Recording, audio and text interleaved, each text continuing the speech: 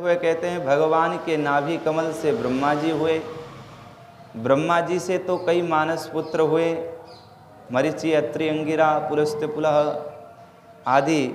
पर जो मरीचि से तो सूर्य वंश का प्रादुर्भाव हुआ था, उसी प्रकार अत्रि मुनि से चंद्रवंश प्रादुर्भाव हुआ। कहते हैं कि उन्हीं के द्वारा चंद्रमा हुए, जो ब्रह्मा जी बालक स्वरूप में आए हैं। आज ब्रह्मा, विष्णु, महेश अत्रि जी के घर में तो बालक बन के ही आए थे। जैसे शंकर जी दुर्वासा बनकर के आए,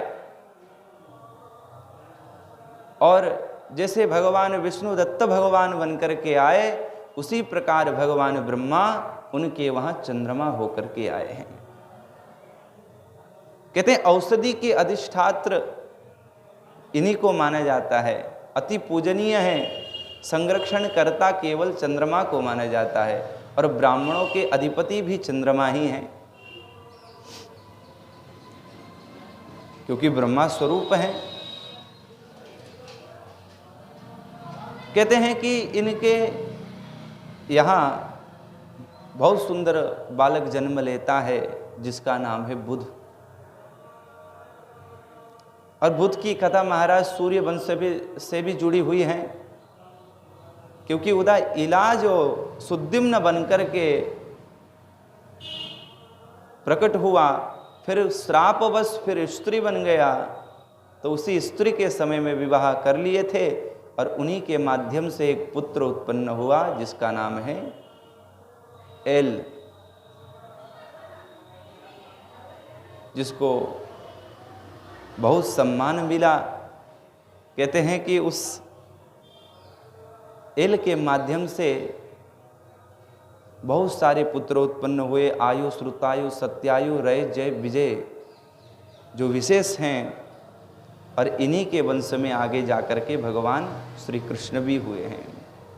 आयु से तो महाराज बहुत लंबा वंश है, पर उससे पहले श्रुतायु वंश का वर्णन करते हैं। जो श्रुतायु के ही वंश में आगे जाकर के जन्हू महाराज जी हुए, और जन्हू महाराज जी के आगे आकर के एक गाधी नाम के अति प्रतापी राजा थे। गाधी के यहाँ एक सत्यवती नाम की पुत्री हैं, उन्हीं के राज्य में ऋचिक नाम के मुनि भी रहते हैं। तो ऋचिक मुनि मनि मन विचार करते हैं कि विवाह करने की इच्छा है, तो योग्य कन्या कौन है। ध्यानस्थ लगा करके समझ गए कि गाधी जो नंदिनी बोले सबसे पवित्र वही हैं, और धर्मनिष्ठ भी हैं, तो उनसे ही विवाह कर लेना चाहिए। तो शादी के लिए कहने के लिए चले गए। अब जब राजा को पता चला कि ऋषि लेना चाहते हैं, तो अब सीधा तो हम कैसे मना करें, अगर श्राप मिल जाए तो भारी संकट आ जाएगा।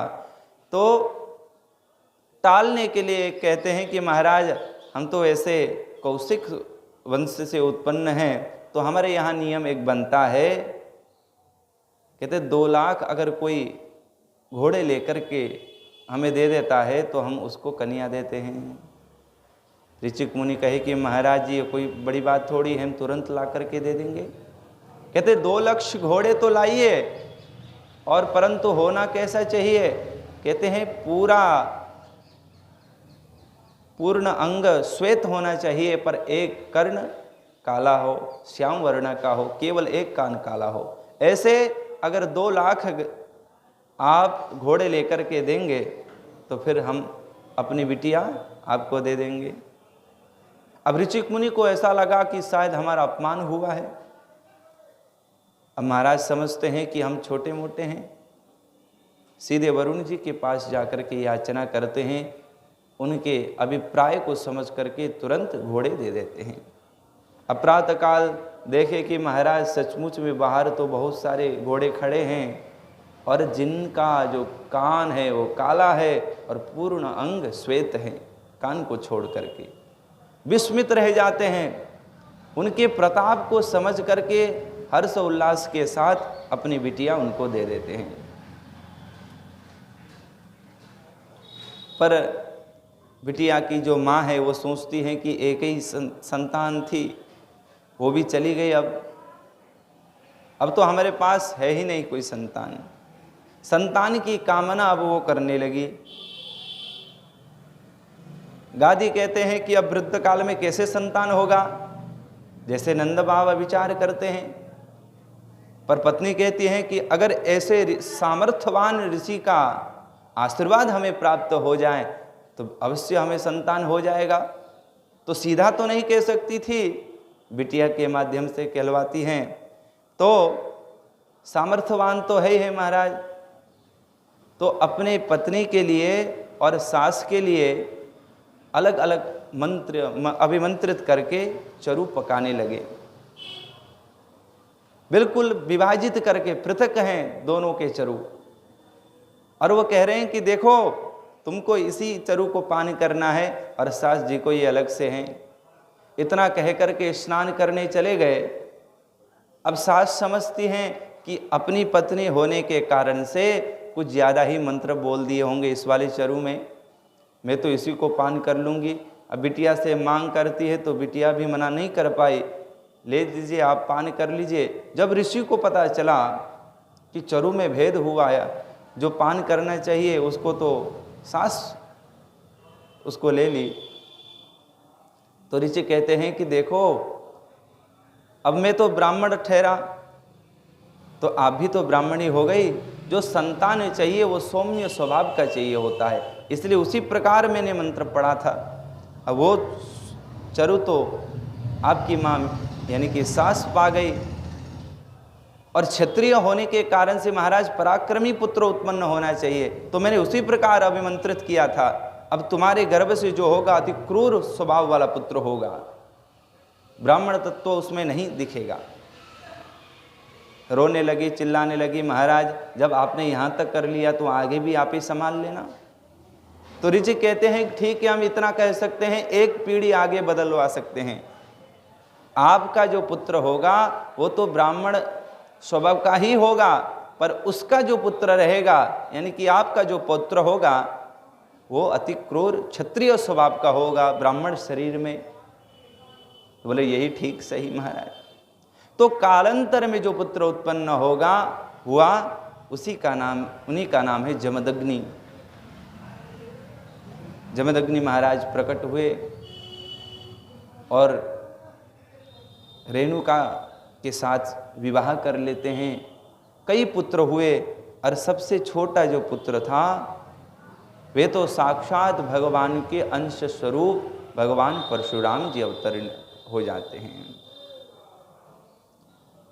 उसी प्रकार जिस चरु का प्रभाव दिखलाता हुआ भगवान परशुराम जी वैसे तो ब्राह्मण कुल में हैं, परंतु स्वभाव से अति क्रूर हैं। जहाँ क्रोध करना चाहिए महाराज वो फट से कर लेते हैं, दंडनीय। मानो साक्षात ये तो धर्मराज ही प्रकट हुए हैं, दंड देने में तो बहुत अग्रगण्य दिखाई पड़ते थे। तो सुखदेव बाबा परीक्षित को कह रहे हैं कि इन्हीं ने 21 बार क्षत्रियों के कुल को बिल्कुल जड़ से ही उखाड़ दिए थे। जितने भी वहां के अभिमानी राजा थे सबके सर को काट काट करके पहाड़ कर दिए महाराज। खून के तो कई तालाब हो चुके थे। तो प्रश्न करते हैं महाराज जी ये कहिए कि भगवान ये करने के लिए क्यों उतारू हुए? क्योंकि जो भी कार्य करते हैं कोई ना कोई हेतु अवश्य होता है, और बिना गलती भगवान दंड दे महाराज ऐसा तो कभी हो नहीं सकता। तो कहते हैं कि उन्हीं के उस पावन सुरम्य वन के ही पार्श्व में सहस्त्रबाहु रह जाता है। अर्जुन सहस्त्र जिसको कहते हैं वो बड़ा अभिमानी है, बलशाली है, क्योंकि दत्त भगवान को उसने विशेष करके प्रसन्न किया है और ये वर प्राप्त कर लिया है कि मैं कभी ना मरूं। और महाराज भगवान को छोड़ करके अतिरिक्त कोई भी राजा उसको परास्त नहीं कर सकता, क्योंकि वर ऐसा प्राप्त कर लिया है। इस अभिमान में महाराज किसको कहते हैं, रावण तक को उसने पछाड़ डाला।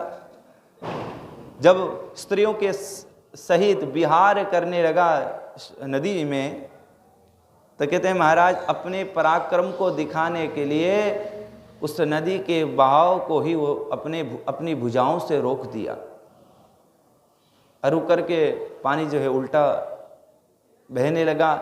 और ऐसा होने के कारण से रावण भी किसी कारणवश वहीं छावनी बना करके बैठा हुआ था, और उसकी सारी कुटिया पानी में बहने लगी। अब वो भी अति क्रोधी है महाराज जी, तलवार लेकर के आ गए। इधर से सहस्त्रबाहु जो हैं वो पकड़ करके जैसे पशुओं को बंद कर देते हैं उसी प्रकार बंद कर दिया। बाद में तो पुलस्त्य जी महाराज आकर के नमन करते हुए कहते हैं कि महाराज इसको छोड़ दो। तब कहीं जा करके उसने रावण को छोड़ दिया। अति पराक्रमी है, अपने में आ जाए तो महाराज जी धर्म अधर्म को किसी को नहीं देखता। अब हुआ यूं कि महाराज शिकार करने गया था, थकित होकर के उसी आश्रम से होकर के आ रहा था। जमदग्नि महाराज खूब स्वागत किए, परंतु अभिमानी होने के कारण से नंदिनी गौ वहीं बंधी हुई थी। उनके ऊपर नजर पड़ी, अरे वाह, अभी तक कोई तैयार नहीं। नंद अब गौ को कहते ही महाराज ऐसी दूध की धार बहा देती थी, जितना भी चाहिए। उसकी महिमा तो अलग से ही है। तो ललचा करके अपने सैनिक से कहने लगा कि देखो साथ साथ में इसको भी ले आना।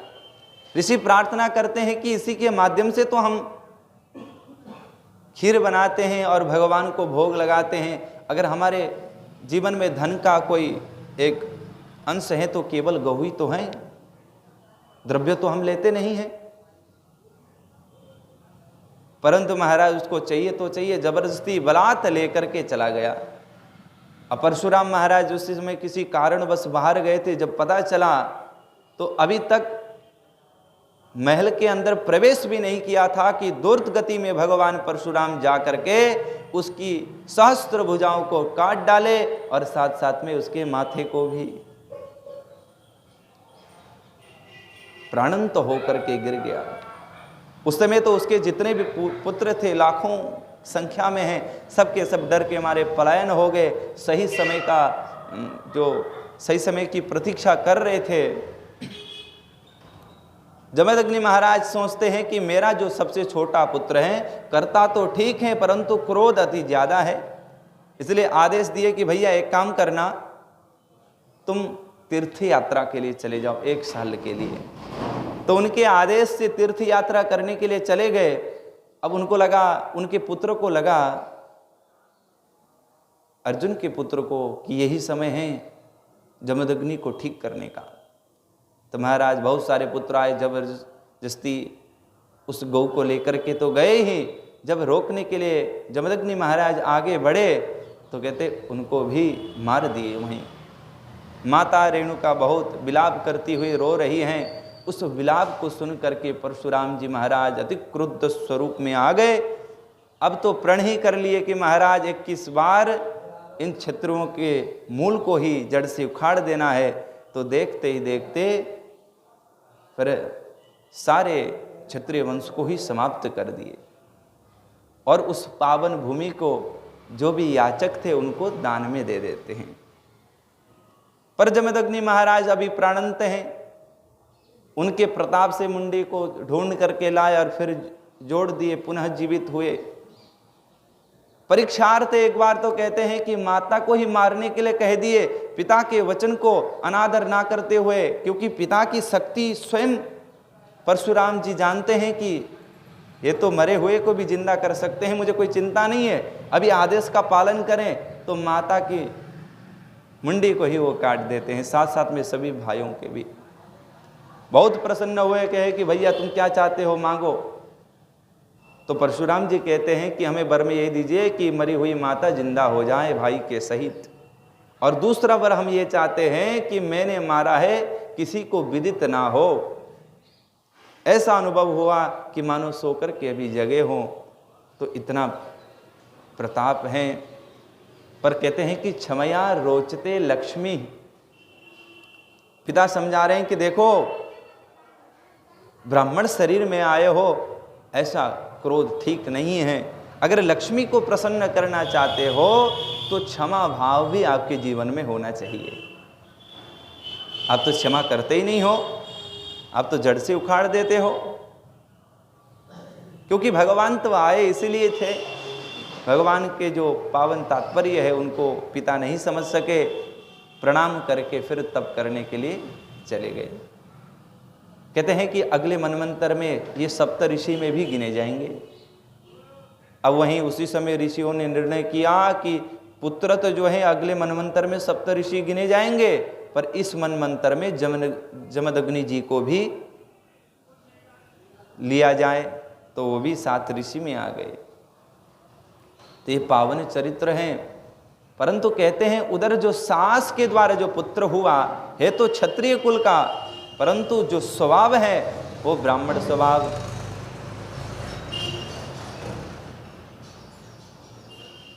विश्वामित्र महाराज जिनको कहते हैं, वो चाहते हैं कि मुझे ब्राह्मण कहो,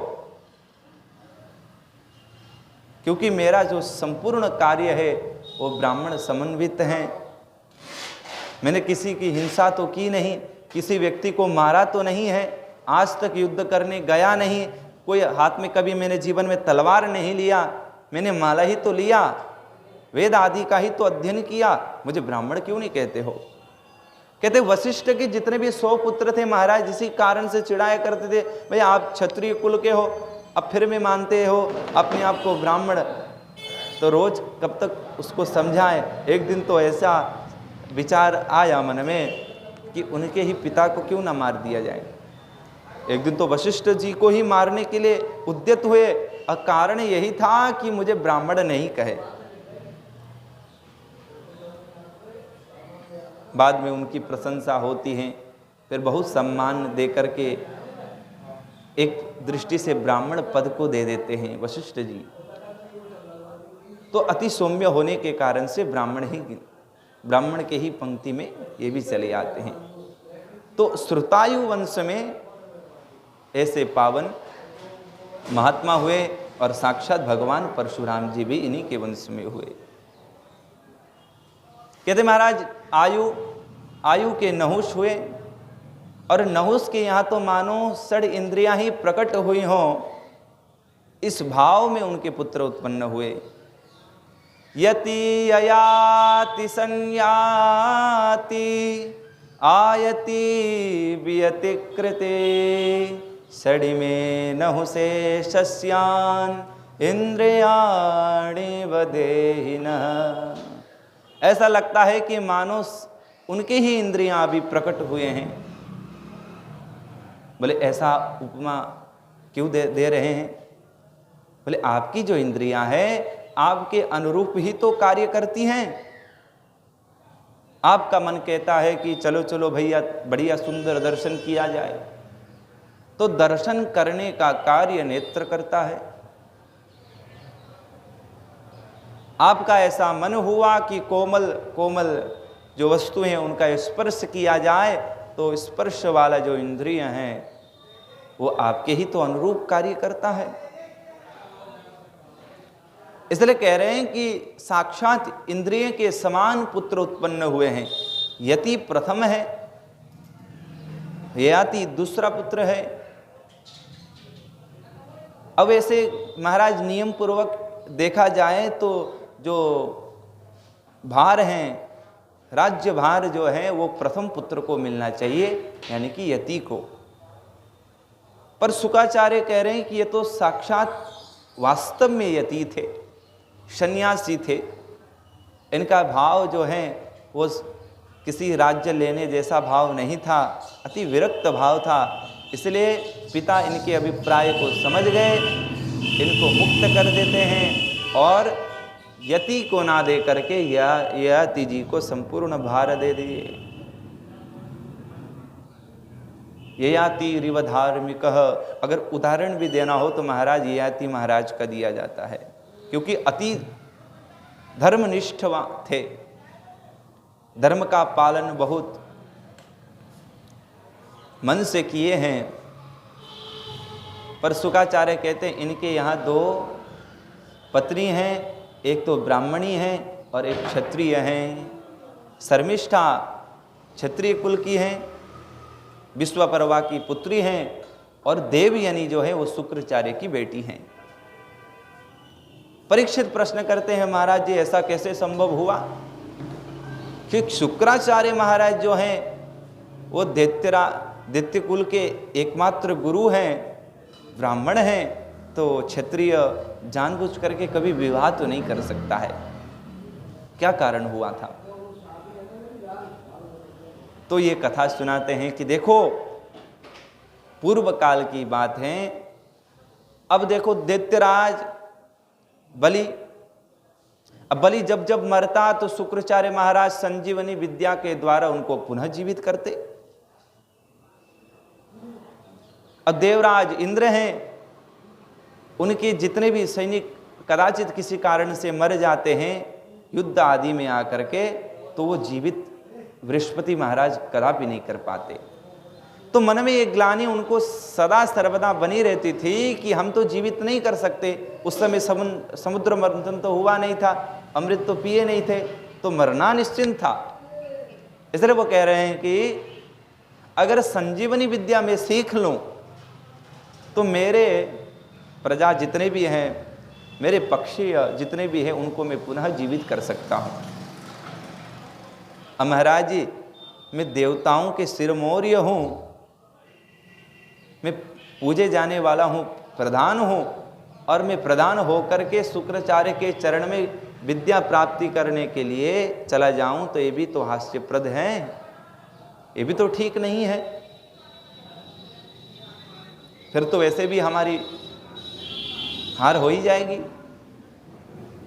तो ऐसा निर्णय करते हैं कि मेरे पुत्र को क्यों ना भेजा जाए।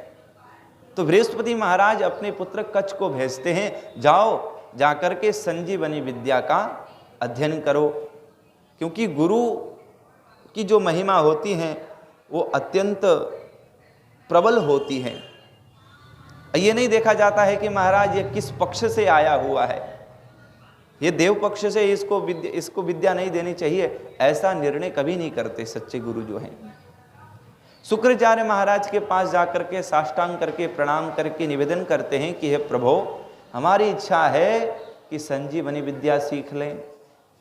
सारे दैत्य बालक चिढ़ गए, अरे कैसे सीख लेगा भैया, अगर तू सीख लेगा तो बाद में फिर हम जब मारेंगे तुम लोगों को तो पुनः तुम जीवित करते रहोगे। इसलिए मन में वो भी ठान गए, गुरुजी तो मना नहीं करेंगे, पर इसको हम पहले मार देंगे। शुक्राचार्य गदगद होकर के कहते हैं कि वैसे तो आपके पिता के साथ 36 का आंकड़ा बना रहता है, परंतु मुझे कोई परवाह नहीं है। आप शिष्य बनने के लिए तैयार है तो मैं भी गुरु बनने के लिए तैयार हूं। पर वहां का नियम यह है कि भैया दैत्य कुल है, पूर्णिमा में ही हर कार्य किया जाता है। पूर्णिमा आने के लिए अभी लगभग 15 दिन है शेष हैं, तब तक आप गौ सेवा करो, गौचारण करो, क्योंकि आश्रम में आए हो, विद्या प्राप्ति के लिए आए हो, तो सेवा तो बनती है। तो सेवा करने के लिए गौ पकड़ा दिया गया। चराने के लिए जब कच्छ चला जाता तो दैत्य बालक विचार किए क्यों न यहीं इसको मार दिया जाए। सच तो ये है कि शुक्राचार्य की जो बेटी देवयानी है, कच्छ के सौंदर्यता को देख करके आकर्षित हो चुकी थी, मनी मन प्रेम करती है। अब दैत्य कुल थे महाराज, सब काले काले से हैं, ये गोरा आ गया तो प्रेम तो करना ही चाहिए, ऐसा भाव हुआ। कच्छ गया, गऊ को लेकर के दैत्य बालक उसको मार देते हैं। शाम को दहली से झांक करके देख रहे हैं कि कच्छ अभी आया नहीं है। जब पता चला कि मर गया, रोती हुई अपने पिता के पास चली जाती हैं कि हे पिताश्री, कच्छ को जीवित किया जाए। बार बार निवेदन की तो पिताजी उसके शव को लाया गया और मंत्र विद्या के द्वारा कच्छ को पुनः जीवित कर दिए। देवयानी बहुत प्रसन्न हो गई। फिर अगली बार सही मौका देख करके अब दैत्य बालक विचार करते हैं कि अब फिर मार देंगे तो गुरुजी फिर जिंदा कर देंगे, अब इसको किया क्या जाए। कहते हैं कि मार भी देंगे और जला भी देंगे, भस्म कर देंगे, तब देखते हैं गुरुजी कैसे जिंदा करेंगे। तो आज कच्छ को मार करके जला करके भस्म कर दिए, वही भस्म है। देवयानी आज भी कहते पिताजी आज भी कच्छ नहीं आया, ध्यानस्थ हो करके देखते हैं, अब देवी अब कुछ नहीं हो सकता क्योंकि भस्म कर दिया। पिता के प्रताप को यद्यपि बेटी भली भांति जानती है कि क्या तक नहीं कर सकते हैं, इसलिए जिद में पड़ी रही, नहीं नहीं पिताजी, जब तक कच्छ को आप जीवित नहीं करेंगे तब तक हम भोजन नहीं करेंगे। अब बेटी के स्नेह में, स्नेह पास में बंदित हो करके शुक्राचार्य महाराज को कहते हैं कि उस राख से ही कच्छ को जीवित कर दिए। अब दैत्य बालक और परेशान हो रहे हैं। अब निर्णय लेते हैं कि इस भस्म को भी रहने नहीं देंगे।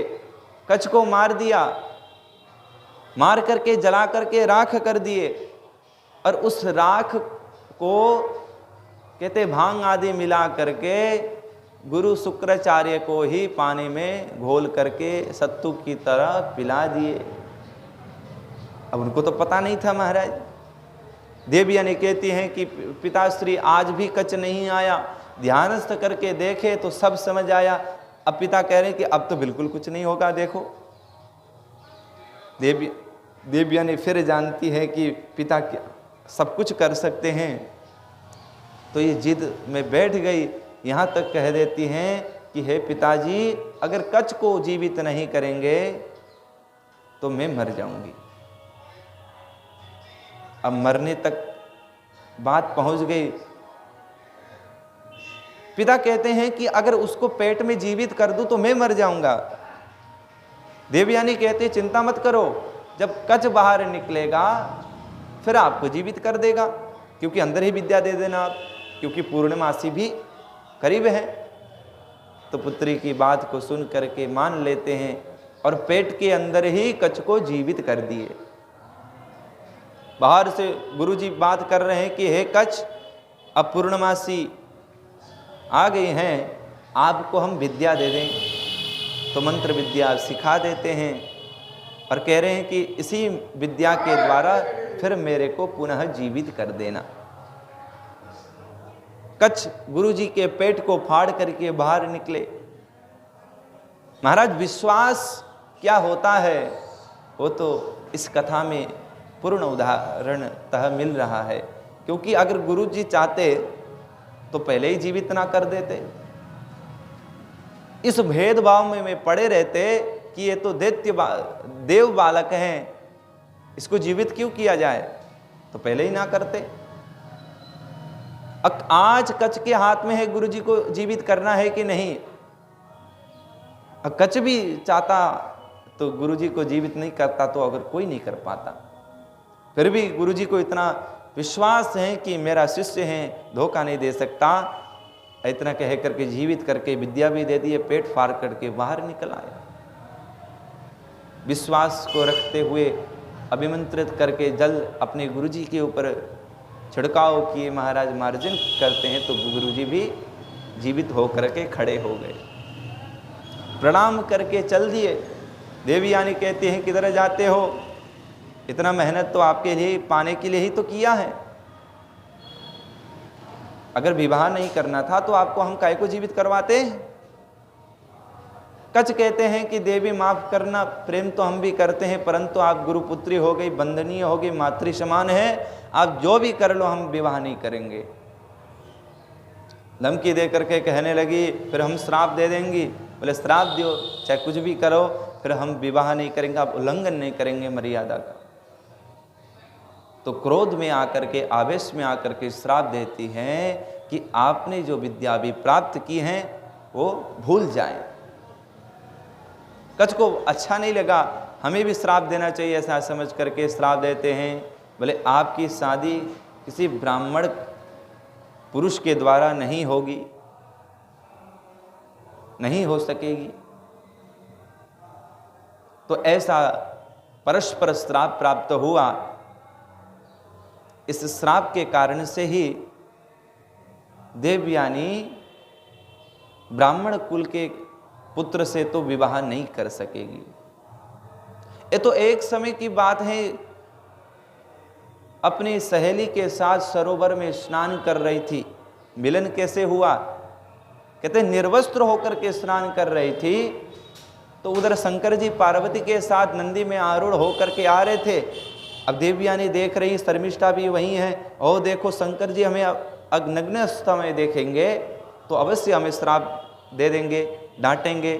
तो भय से आतुर होती हुई जल्दी जल्दी आकर के वस्त्र पहनने लगी।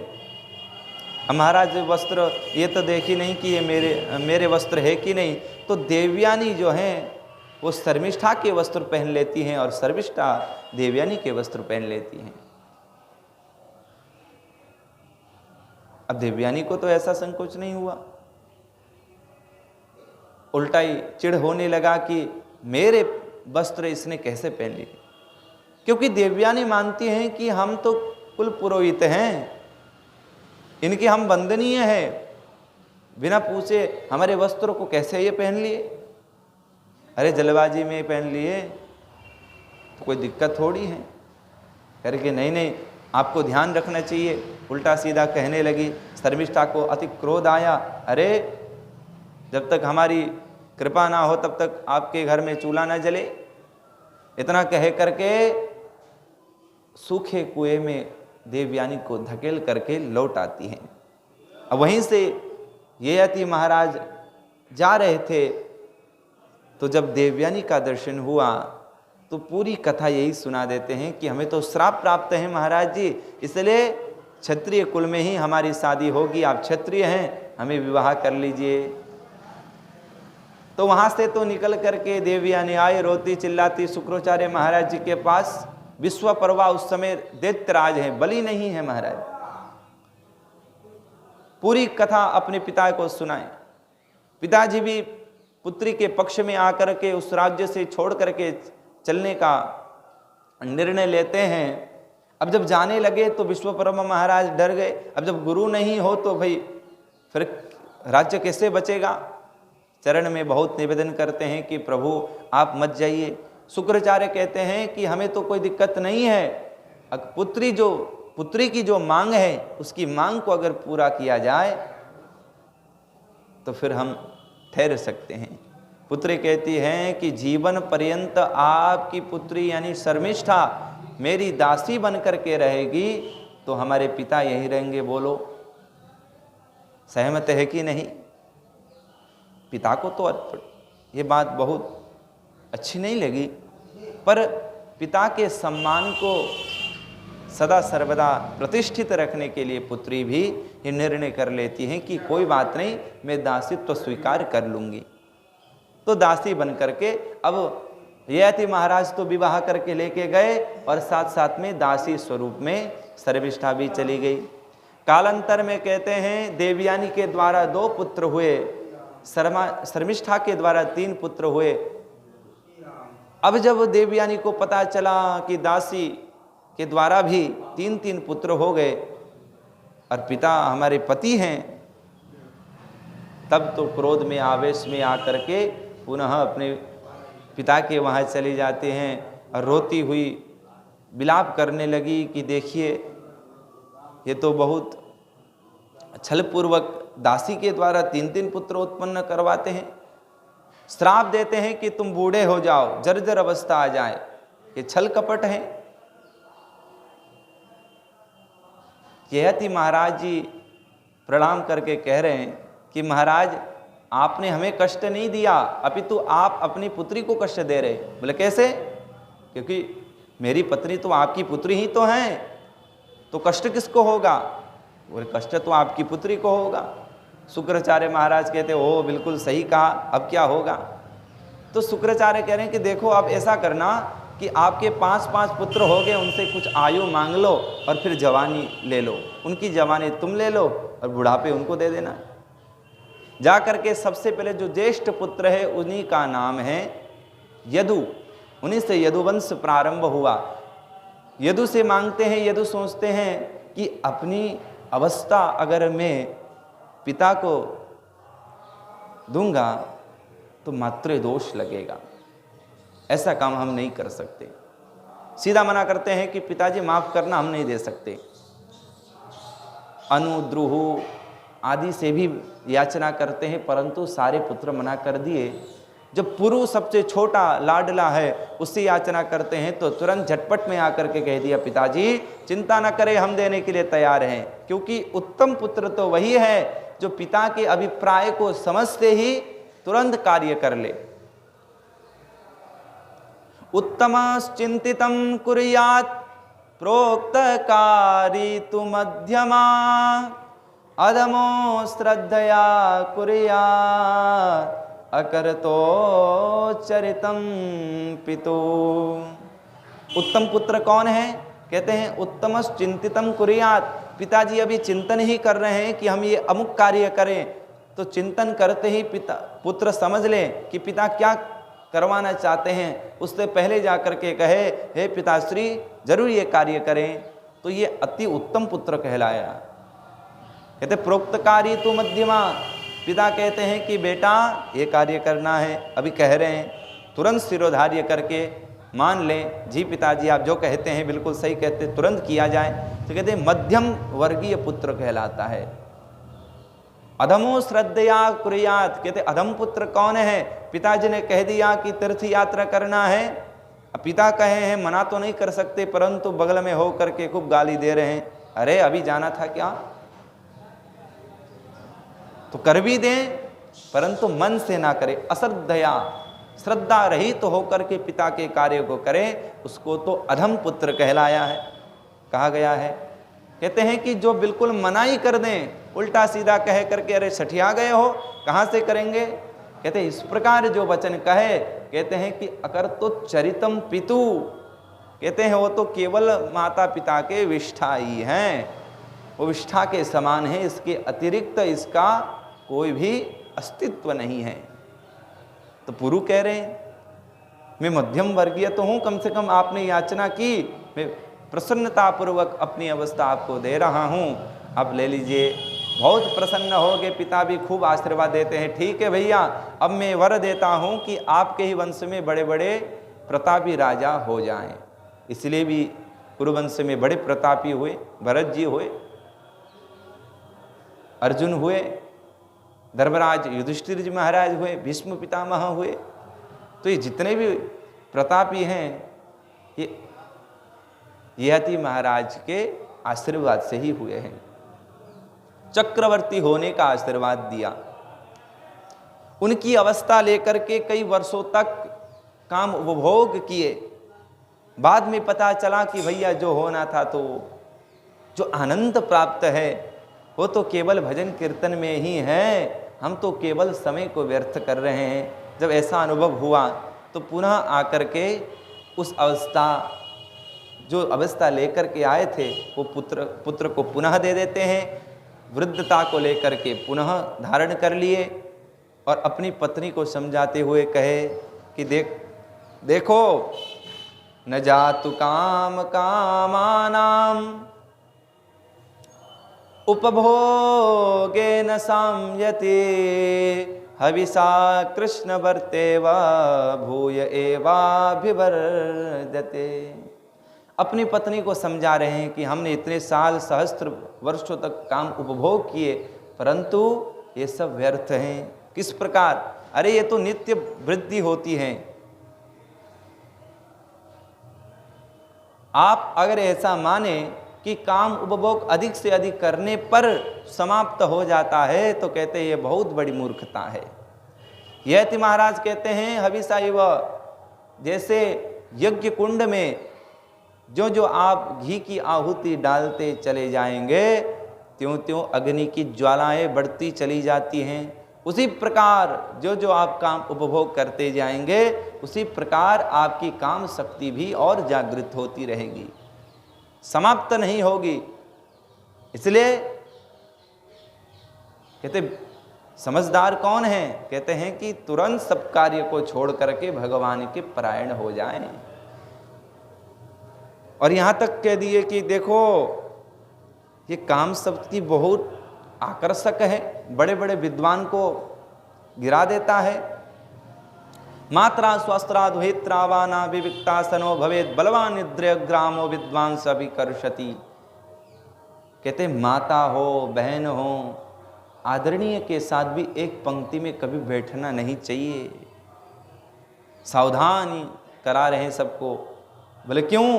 कहते हैं कि बलवान इंद्रिय ग्रामों, इंद्रिय जो अति ग्राह्य है, अति बलवान है, बड़े बड़े विद्वान को भी पछाड़ देता है। अजामिल क्या मूर्ख था?